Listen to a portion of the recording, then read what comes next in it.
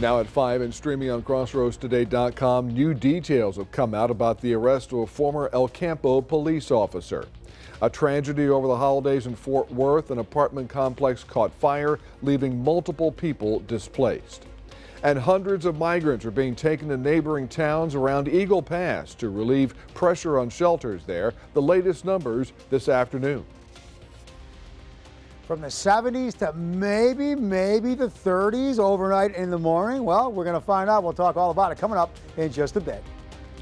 Plus, a new ceasefire plan is underway in the war between Israel and Hamas. This as the death toll reportedly exceeds 20,000. You're watching 25 News now at 5. Good afternoon. Thanks for being with us. I'm Don Brubaker. Karina Garcia has the day off. Details of the Manville aggravated sexual assault case against an El Campo former police sergeant are now coming forward. The El Campo Leader News reports Freddie Douglas was released on a $100,000 bond after a birthday party in his honor turned violent last month. A woman at the party claims she was sexually assaulted by Douglas at the party. There is no indication Douglas was involved in any illegal activity while on duty at the El Campo PD. The 13th Court of Appeals affirmed a jury's conviction 50-year prison sentence of Devon DeBoard of Yoakum for his role in the 2019 murder of Schrader resident Margaret Tucker. The Goliad Advance Guard reports Justice Gina Benavides made the ruling. DeBoard had moved for a new trial, claiming the jury was racist. DeBoard had pleaded not guilty. He went to trial in May 2021 and was found guilty of murder.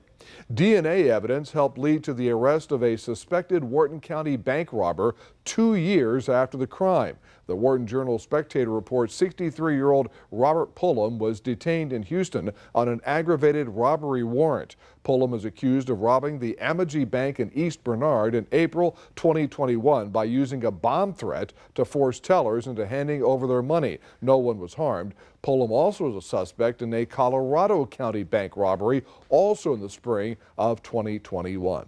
Now let's take a first look at your First Warn Storm Team forecast. In for Chief Meteorologist Mac Perez, meteorologist Howie Gordon joined us now with a look at what's going on outside. Howie, interesting day weather-wise the day after Christmas.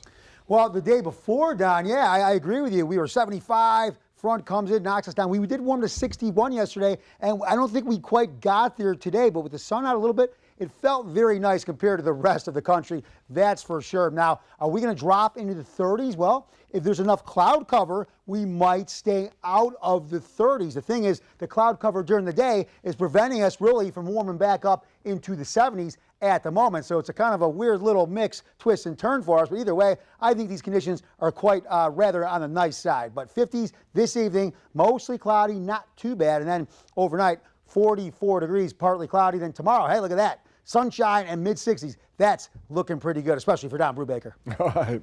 Howie, thank you. In Fort Worth, one person is dead and more than 24 suddenly homeless on Christmas. An apartment complex caught fire on Christmas Eve and quickly spread.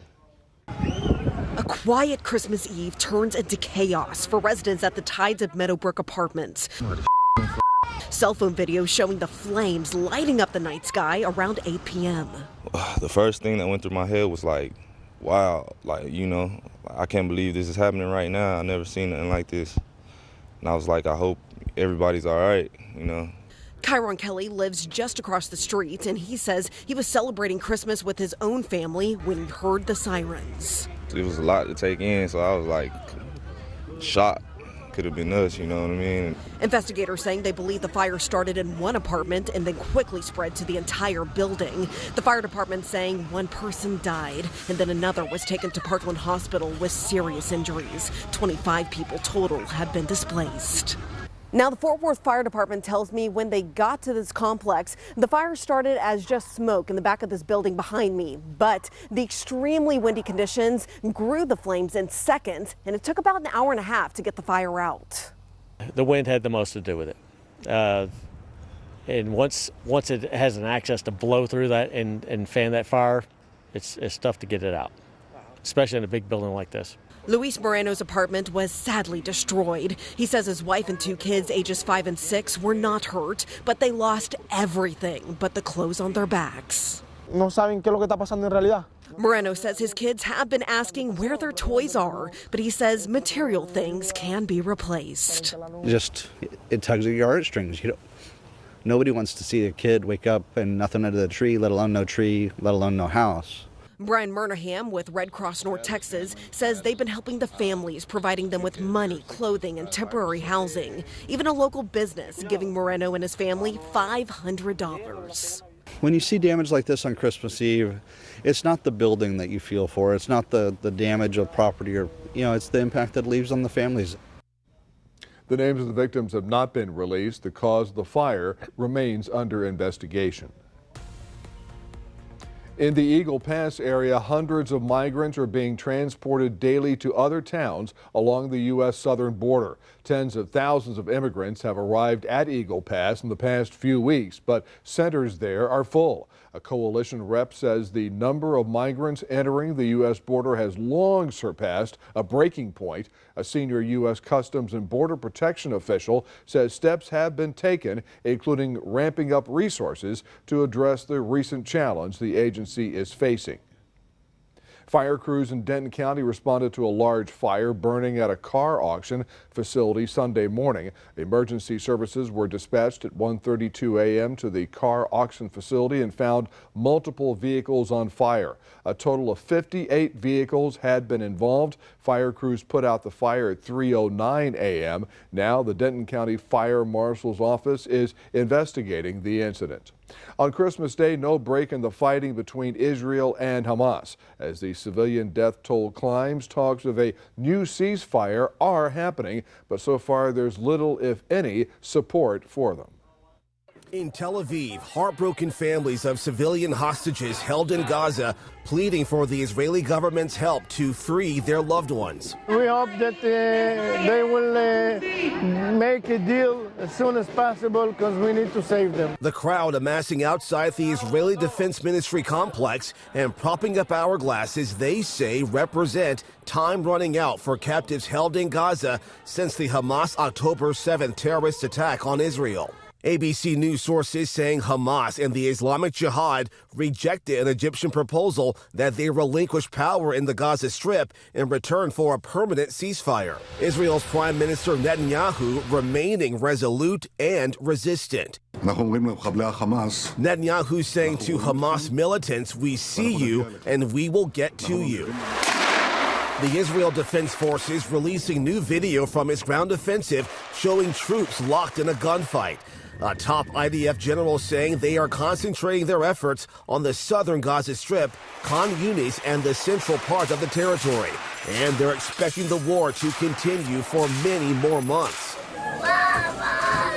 The Hamas-run Gaza Health Ministry says at least 70 people were killed in an airstrike on a central Gaza refugee camp in what may have been the most deadly bombing of a single target since the start of the war. Women and children among the scores of injured.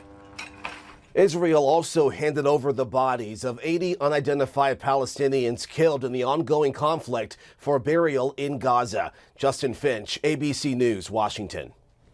Iraq's government has condemned overnight U.S. airstrikes on Iraqi military positions. They say one serviceman had been killed and 18 others were hurt. Iraqi officials said the retaliatory airstrikes targeted headquarters of an Iraqi armed group. The retaliatory U.S. airstrikes followed a one-way drone attack earlier by Iran-aligned terrorists that left one U.S. service member in critical condition and wounded 2 others.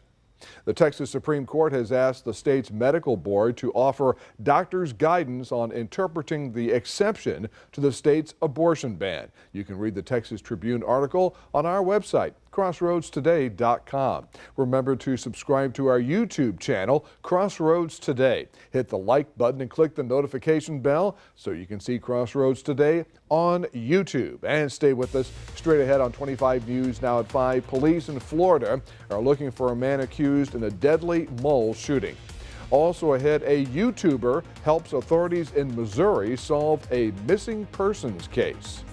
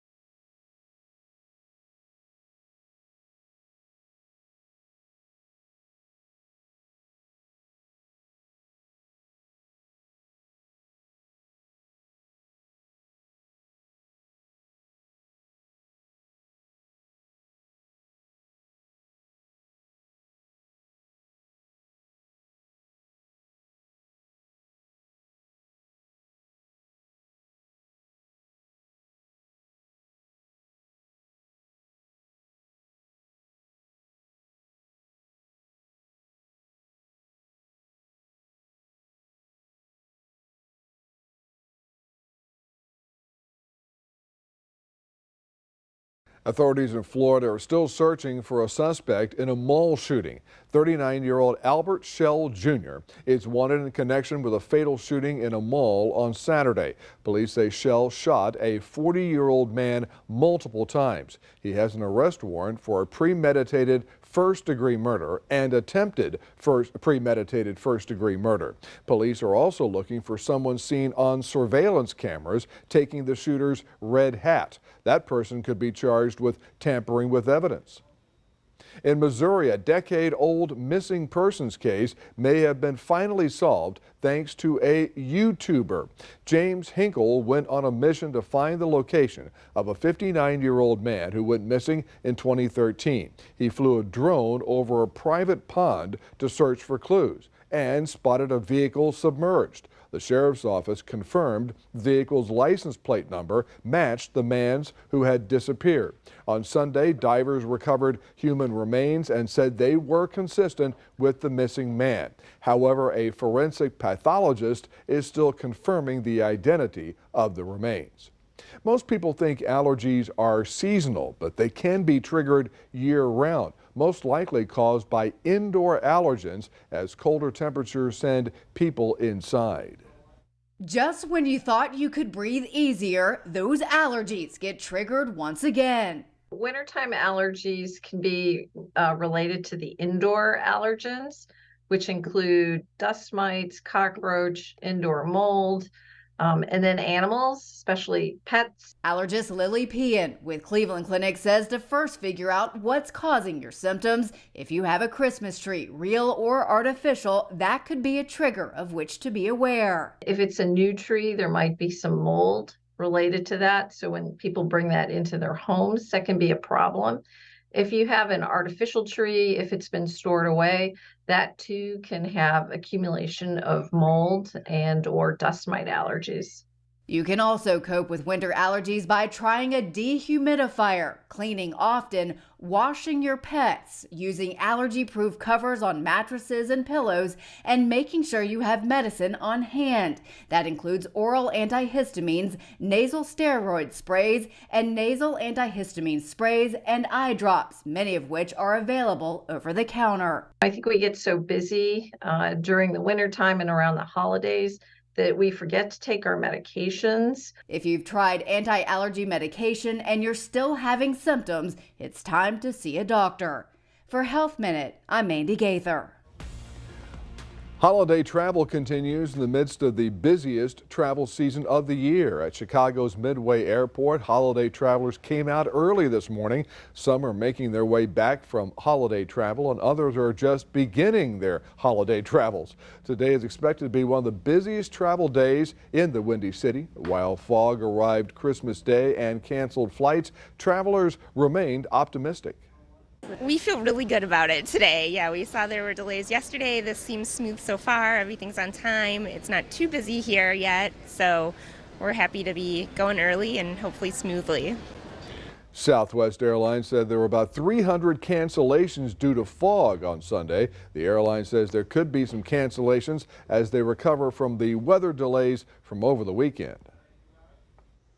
Looking at rather smooth sailing throughout the rest of the week. We'll touch more on it coming up in just a moment.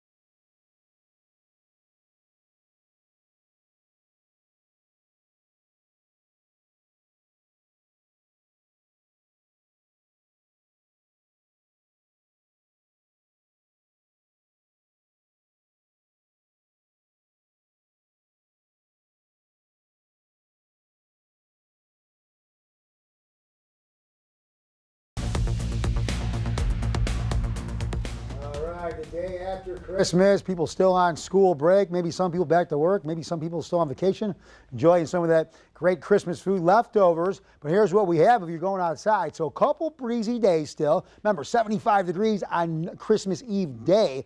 Some cloud cover, but some ample sunshine as well. Let's break it all down. Now look at this. So 2 days ago, 75 degrees. Yesterday, we did make it into the 60s, up to 61, or fall only fell to 61. Today, just up to 59 degrees. So you see this a little bit below average. But last Christmas years ago, and then even the day after, look at this.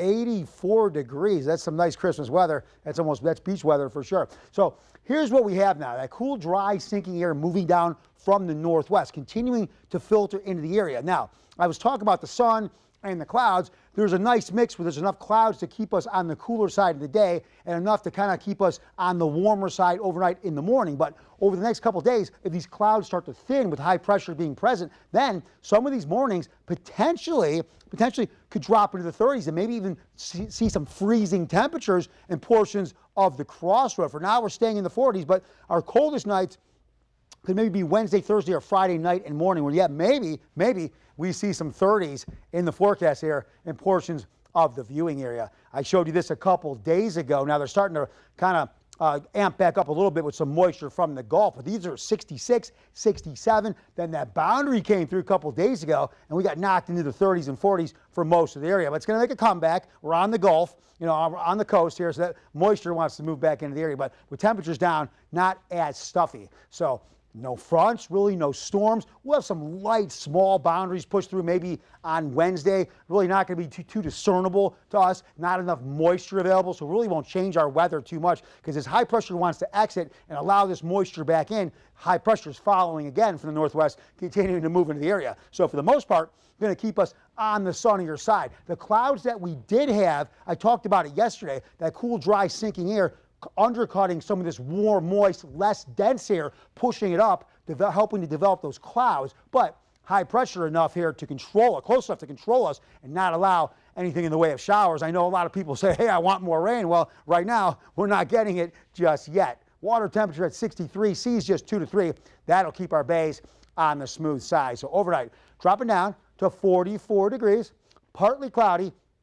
That's about where we're supposed to be, though. I know that's chilly because, we were 75 the other day and only dropping into the upper 50s, low 60s at night. But here we are now back to kind of where we're supposed to be. So that 44 is going to feel a little chilly with that shock to the system. Then for tomorrow, hey, I'll sign up for that almost year round. 64 with sunny skies, winds for the most part on the lighter side. And then looking ahead, here is what we have. So remember, it was just 75 degrees Christmas Eve day, then that boundary came through and knocked us down. So here we go. What's going to happen now, some cloud cover, as I talked about it, will block out a little sun, keep us on the cooler side during the day. But even at nighttime, some of those clouds, as they thin, I talked about it, dropping potentially into the 30s. That's very chilly. So that's very close to freezing-like weather. Now, some spots probably will in the outer areas of the crossroads away from the water. Then, maybe we'll see 30, 31 degrees. So it could be on the chillier side in some spots.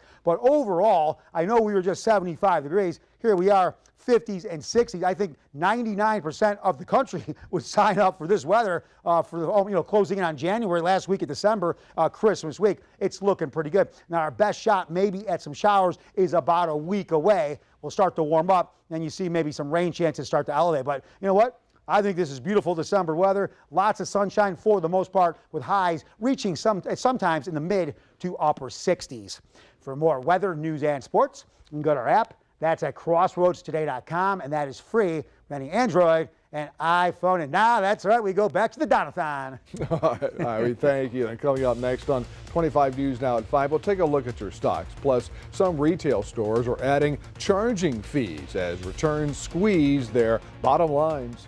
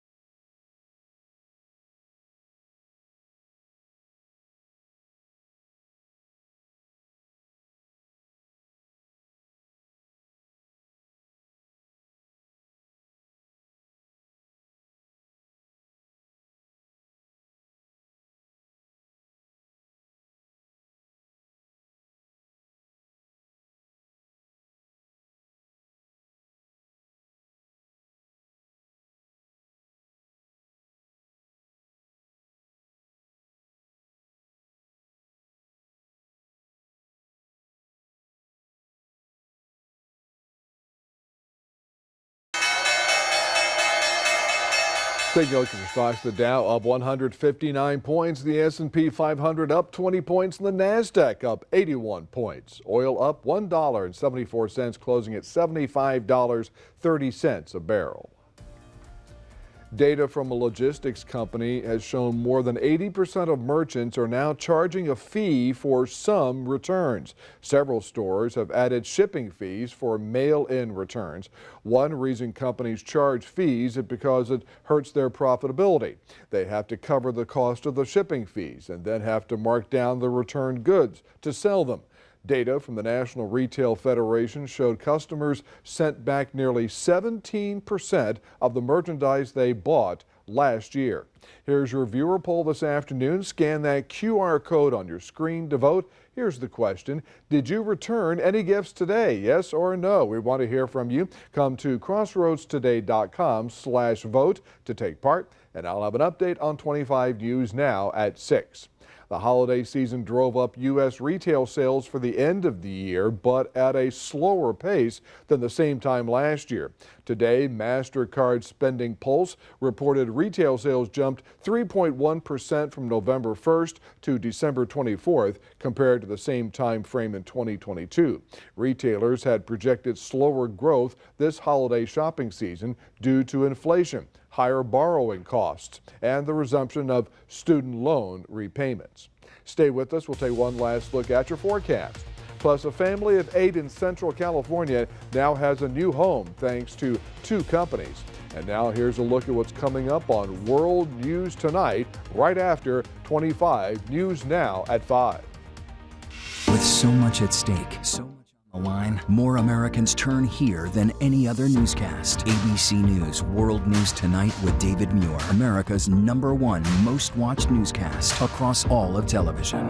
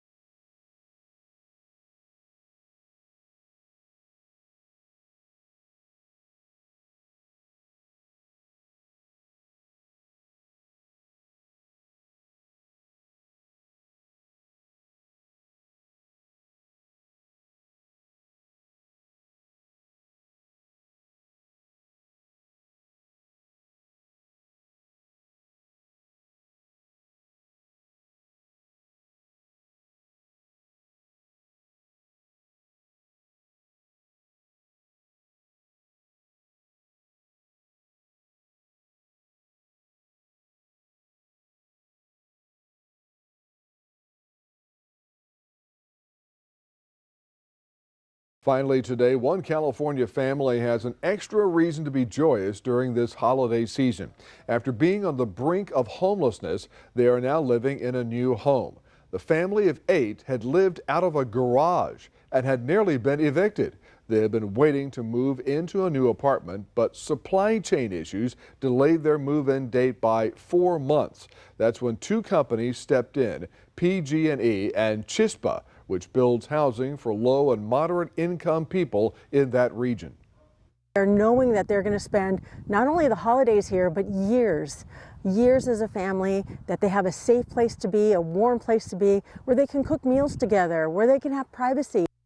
The president of Chispa contacted PG&E about easing the metering and permit issues, which they did.